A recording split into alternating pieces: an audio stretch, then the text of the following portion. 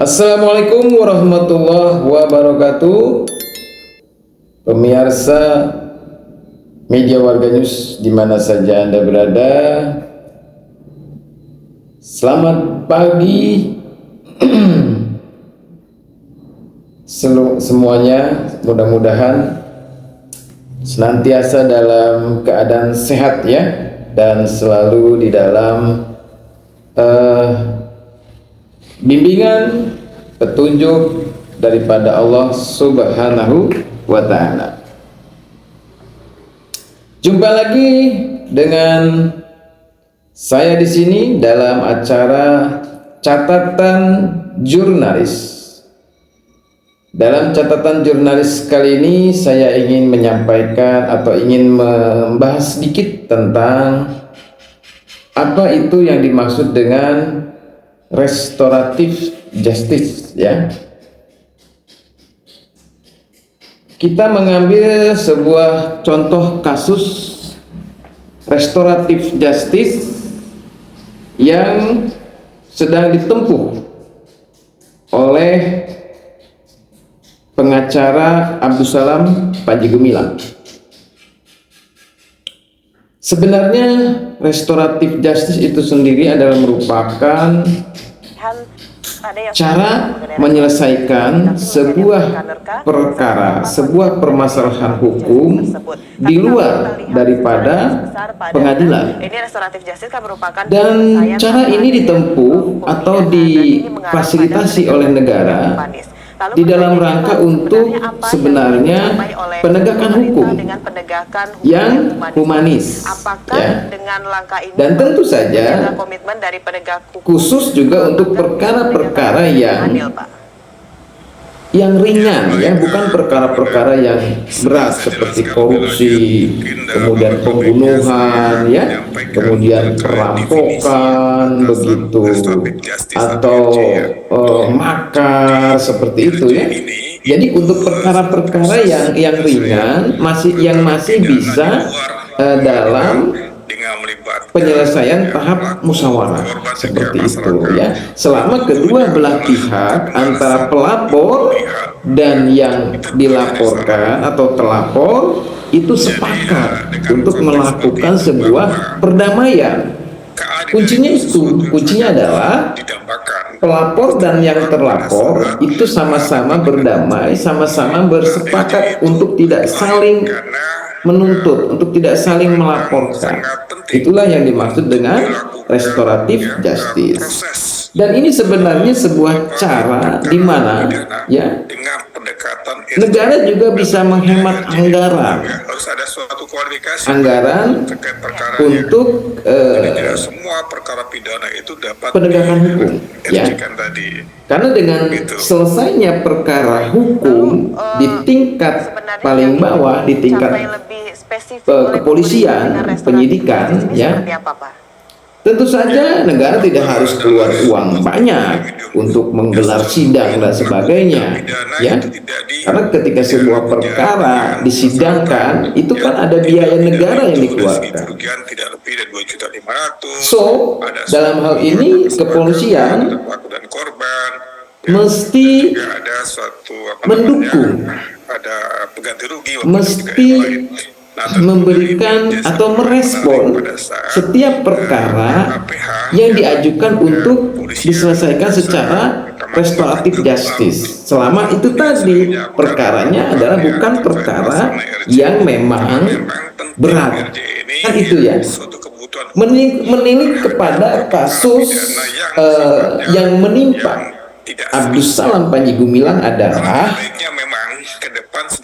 dilihat dari sisi hukum positif yang ada di Indonesia, sisi hukum positif ya maksud saya, yaitu pasal 156A ya, kemudian Undang-Undang ITE ya, kemudian pasal 14 ayat 1 tahun 46 kalau tidak salah ya, ujaran yang bunyinya adalah berita bohong ya. Ini kan pasal-pasal karet yang dimana sebenarnya masih dalam Mereka tak segan meminta perdebatan mencabut pasal para karet di UU ITE. pakar hukum, praktisi hukum ya, karena seringkali pasal ini ya menjadi bias ya penerapannya, maka sering dikatakan ini adalah pasal karet yang rentan untuk disalahgunakan ya. Kembali kepada persoalan pimpinan pondok pesantren Mahat Az-Zaitun, yaitu Abdus Salam Panji Gumilang. Dalam hal ini ya, dengan pasal 156A yang dituduhkan kepadanya, sebenarnya ini juga perlu dikaji lagi ya.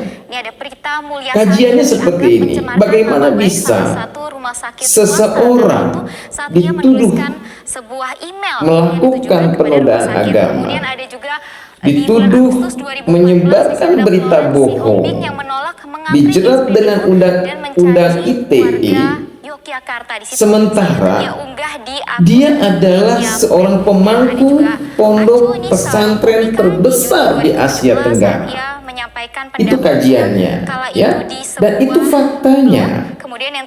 Az-Zaitun bahkan terdaftar sebagai lembaga ya yang berkomentar tentang istri atau mantan pendidikan di ECOSOC, yaitu Persatuan Bangsa-Bangsa. Sebenarnya sudah memberikan sinyal untuk merevisi bahkan dengan jika memang UU tersebut begitu besarnya pesantren Az-Zaitun, yaitu 1.200 hektar ya, yang terdiri dari 200 hektar area pendidikan, kemudian 1.000 hektar area pendukung, yaitu untuk pertanian darat atau yang disebut di sana dengan istilah green ekonomi. Dalam hal ini untuk Polri dan kemudian juga ini menunjukkan atau menandakan bahwa sosok Abdus Salam Panji Gumilang adalah orang yang sangat memuliakan, meninggikan, merepresentasikan keimanannya, keislamannya dengan sungguh-sungguh. Karena tidak mungkin seseorang membuat pondok pesantren seluas itu, semegah itu, dengan santri yang 7.000 sampai 10.000-an, lalu kemudian punya niatan, ya kan, punya tujuan untuk menistakan, menodaikan agamanya atau agama Islam itu sendiri dengan lisannya, kan seperti itu. Sedangkan perbuatannya sangat mulia, kok bisa lisannya atau digunakan sebagian besar dengan lisannya, dengan mendengar lisannya kita mempersekusi, kita menuduh dia menodai agama. Ini sesuatu yang sangat tentang ancaman kekerasan ini rawan digunakan tidak mungkin terjadi, tidak mungkin dilakukan, tidak mungkin diniatkan itu ya. Apalagi sudah dibantah juga oleh Abdus Salam Panji Gumilang bahwa dia tidak ada maksud menafikan siapa, tidak ada maksud untuk menodai apalagi menodai agamanya sendiri, agama orang lain saja dia tidak pernah menodai. Dia tidak pernah mengatakan orang yang di luar agama Islam itu adalah sesat, kafir. Dia tidak pernah. Seorang Abdus Salam Panji Gumilang tidak pernah mengatakan orang yang di luar agama Islam, orang yang berbeda agamanya sebagai orang sesat atau sebagai orang kafir. Itu saja tidak pernah, apalagi terhadap agama Islam yang diyakininya, yang dipedomaninya, gitu ya. Itu. Kemudian fakta yang kedua adalah yang disampaikan oleh Abdus Salam Panji Gumilang adalah sebuah pemahaman yang kemudian perbedaan memahami posisi sama Al-Quran dengan anggapan kita. yang itu sudah terjadi sejak zaman dahulu kala. Inilah kebebasan. Dari zaman Rasulullah Shallallahu Alaihi Tidak Wasallam, boleh memberikan zaman para ulama salafus soleh, negara saja tidak mau. Ya. Tidak mau. di kalangan ulama Ahlus Sunnah wal Jamaah, perbedaan memahami Al-Quran itu adalah perkataan Rasulullah ataupun perkataan Allah langsung, itu sudah terjadi gitu. Artinya ini sesuatu yang masih debatable, sesuatu yang sifatnya adalah perbedaan di dalam memaknai, memahami posisi Al-Quran sebenarnya. Jadi bukan menistakan, terkecuali Abdus Salam Panji Gumilang membakar Al-Quran, menginjak-injak Al-Quran, atau mengatakan bahwa Al-Quran ini bohong, Al-Quran ini ya karangan-karangan saja gitu kan. Kan tidak ada pernah mengatakan itu. Seperti yang dilakukan oleh Kece, oleh Lia Eden, itu jelas Lia Eden memproklamirkan dirinya sebagai Tuhan, ya itu sudah jelas. Jadi tidak bisa disamakan tuduhan kepada Panji Gumilang dengan kepada Lia Eden dan Kece. Ini berbeda sekali, jauh sekali ya. Jadi kalau yang dilakukan oleh Abdus Salam Panji Gumilang adalah sebuah perbedaan di dalam memahami posisi Al-Quran. Yang ini sudah terjadi dari sejak zaman lampau ya. Lalu ketika ini dipaksakan dibawa ke pengadilan, sejak kapan pengadilan di Indonesia, pengadilan negeri ya di Indonesia ini, pengadilan yang ada di Indonesia ini mengadili perkara perbedaan pendapat, perbedaan pandangan di dalam agama? Sejak kapan? Loh, kalau begitu nanti setiap ada perbedaan pandangan terhadap pemahaman beragama, berarti nanti penyelesaian di pengadilan dong.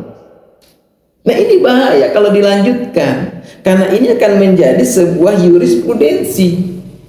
Nanti ketika ada ulama A dengan ulama B berbeda pendapat tentang sebuah pengertian Alkitab, pengertian kitab atau pengertian Al-Quran, ini bisa juga dong dijerat dengan pasal 156A.